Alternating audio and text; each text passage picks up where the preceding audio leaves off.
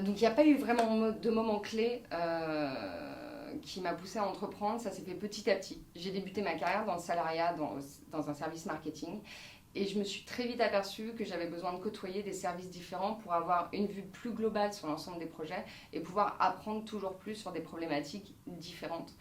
Ça m'a poussée à côtoyer beaucoup la R&D, les achats, la logistique.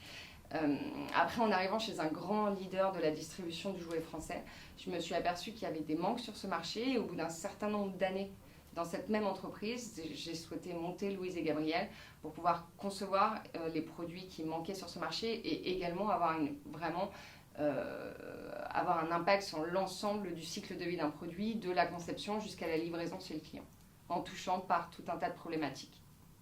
Top. Moi, c'est Ouais, bien. c'est bien, ouais, nickel.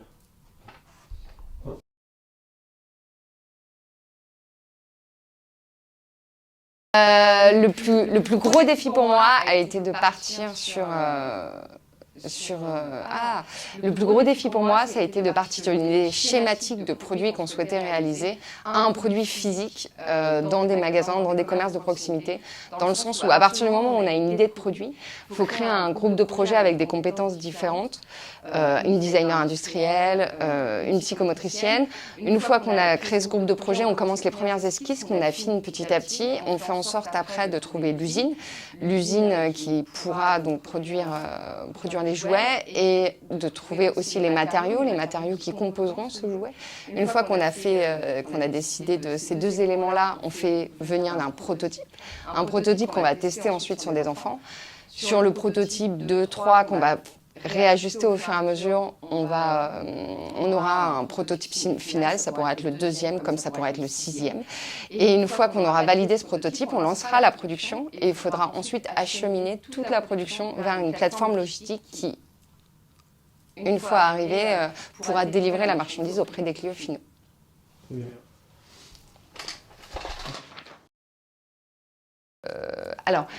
Les cafés de la création étaient un vrai moment clé pour l'entreprise Louise et Gabriel.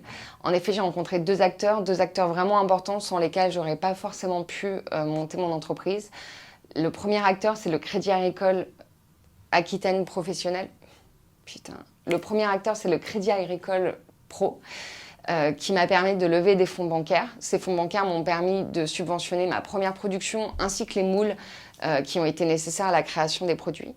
Et le second acteur, c'est France Active. France Active m'a accompagnée dans ma demande de levée de fonds et s'est porté caution pour ces derniers. Ça va ? Je crois que c'est bien. Okay. Rejoignez-nous au Café de la Création pour façonner votre propre succès.